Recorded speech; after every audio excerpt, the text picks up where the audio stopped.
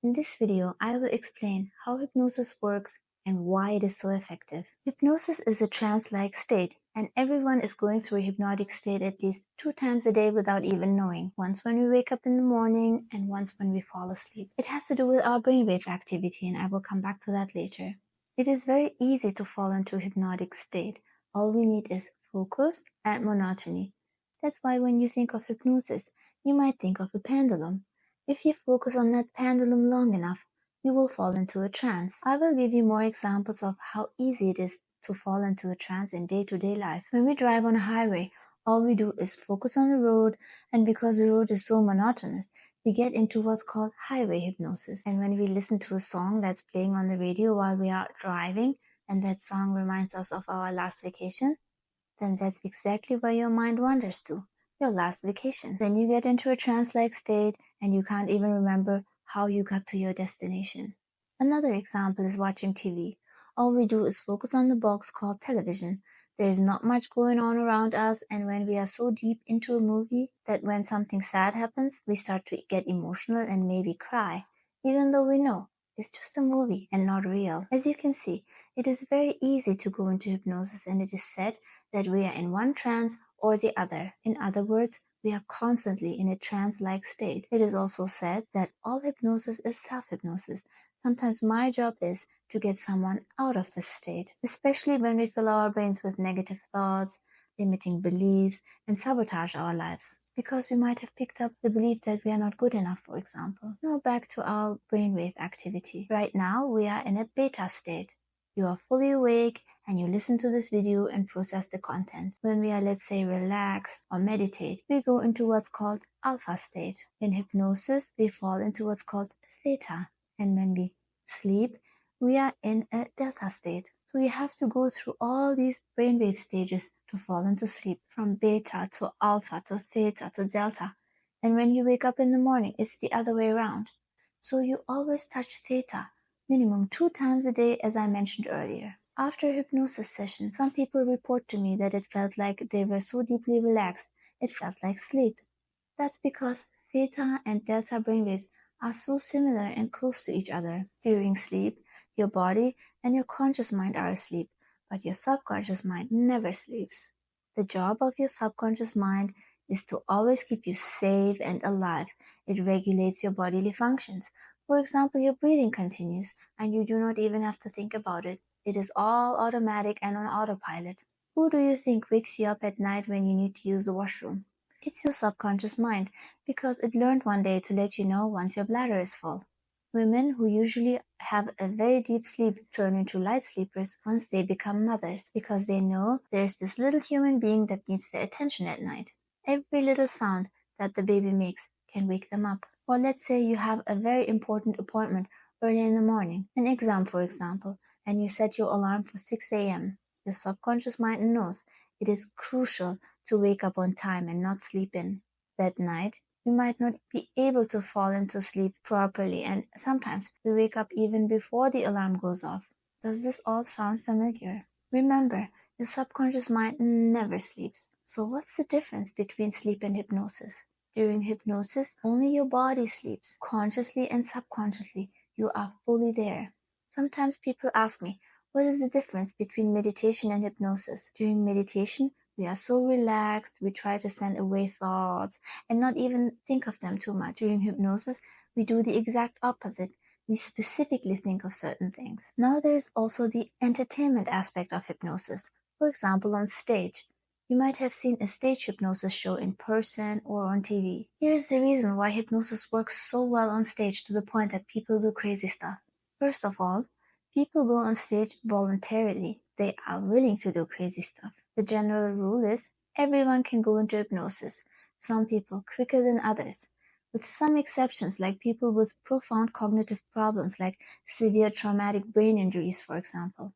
The hypnotist picks the ones that go into hypnosis instantly. People who are very susceptible to hypnosis, he picks those. We also call them superconductors. And once a susceptible person is on stage and put in a trance and does funny things, the audience cheers and claps and has a good time. That in return enhances the experience of the hypnotized person so that the person just keeps going. But these people on stage would not do anything they are not willing to do in the first place. Here we have to distinguish between hypnosis for entertainment purposes and hypnosis for therapeutic purposes. Hypnosis works perfectly in conjunction with medical procedures. Doctors can do heart surgeries on patients that do not get traditional anesthetics due to their old age, for example. They get hypnotized instead. They get told that a certain area of the body feels numb, therefore avoiding the feeling of pain. Women give painless birth using what's called hypnobirthing. These are just two examples that show the power of your subconscious mind. In hypnosis, you will hear anything and everything, be aware of your surroundings. You will have full control despite any myths and misconceptions. I will ask you to think of and imagine certain things. Just to give you a taste of what it's like to be in hypnosis, let's do the lemon test. Close your eyes and imagine or just think that you are standing in a garden with a huge lemon tree in front of you. You can see the yellow lemons hanging from the tree. Now a light breeze comes by and you might be able to feel the breeze on your skin and hear the leaves rustling in the wind. Now I want you to go close to that tree and pick up a lemon from a branch. Feel the heaviness of that lemon in your palm. Feel over the waxy and bumpy lemon skin.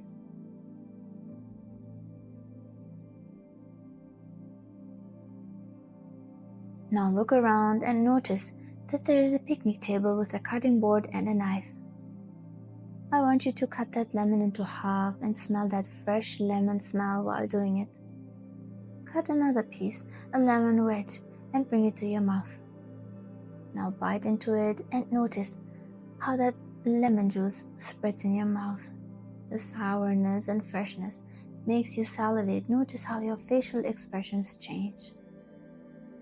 Now I'm going to count till 3, and at the count of 3 you can come back and open your eyes. 1, 2, and 3. Open your eyes and welcome back. Did you see everything I described? Did you feel the wind and the heaviness of the lemon and the bumpiness and waxiness of the lemon skin? Did you smell and taste the lemon juice? Did you make a face and salivate? There was no lemon. It all was the power of your imagination that made you see, feel, taste, or smell things. And every single person will experience this in their own special way. One person told me that he imagined the picnic table, that it had a red and white checkered tablecloth on it. As you might recall, I never even mentioned a tablecloth. I only said picnic table. You can see that there is definitely no limits to your imagination. This lemon test goes to show that your body is just a robot. Whatever you think, your body just acts upon it. Do you think of something sad? Your body reacts to it by crying. Do you think of something exciting? Your body reacts to it by giving you an adrenaline rush. You think of biting into a lemon, your body produces saliva. Sometimes all we need to switch is our thinking to make changes in our lives. We can change fear of flying to enjoyment by teaching our mind that it is safe to fly. Then the thought of flying won't make our heart race and cause a panic attack, for example. Somewhere in childhood or during life, a person can learn that flying should be perceived as dangerous and life-threatening.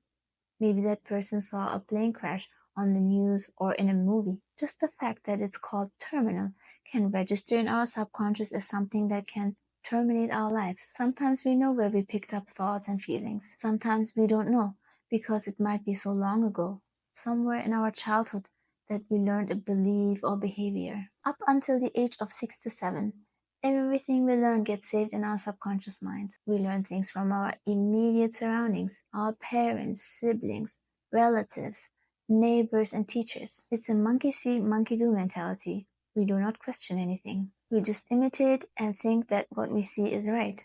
After the age of 6 to 7, there's something formed in our minds called the critical faculty, and at that point, whatever goes into our subconscious mind needs to go through something like a doorkeeper or firewall. As I mentioned earlier, the subconscious mind always tries to keep us safe, and the doorkeeper needs to filter out things that goes into the subconscious because it might be something that is not familiar and could mean danger. At that point, it is not as easy to change things in our subconscious. Luckily, there is 2 ways to change things in our subconscious mind.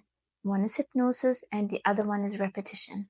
If you think about it, we do not learn how to drive a car, skate, or ride a bike instantly. We learn through repetition.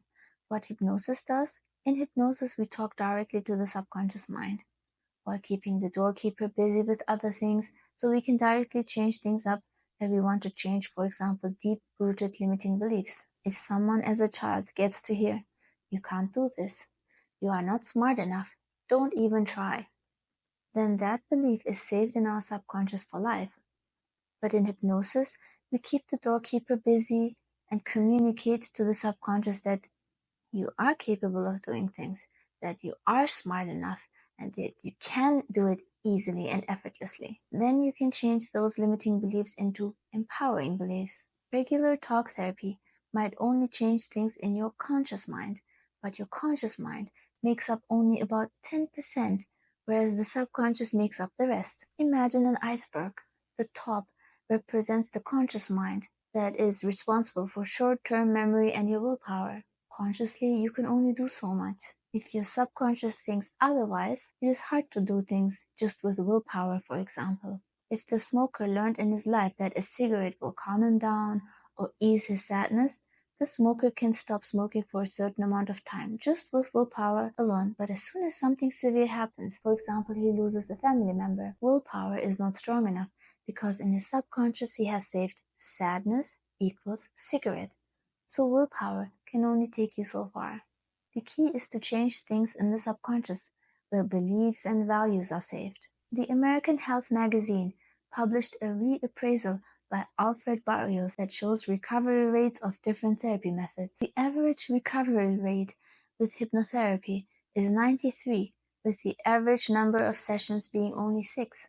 Behavior therapy and psychoanalysis rates were lower, and the number of sessions were significantly higher. In order for hypnosis to work, you have to be at the threshold. You are at threshold when 3 things are given. You have to realize that there's got to be change, it's got to be me, and it's got to be now. When these 3 things are given, that's when change can happen. If someone goes to hypnotherapy to stop smoking just because the wife sent him, but he himself wants to smoke still, then hypnosis won't work because that person is not at threshold. If you realize that you need to change things up in your life, if you are at threshold, hypnosis will work for you. It is a very powerful modality and it works fast. All you need is to show up and be willing to change. I hope this video helps you get some insight. Looking forward to working with you to change your life.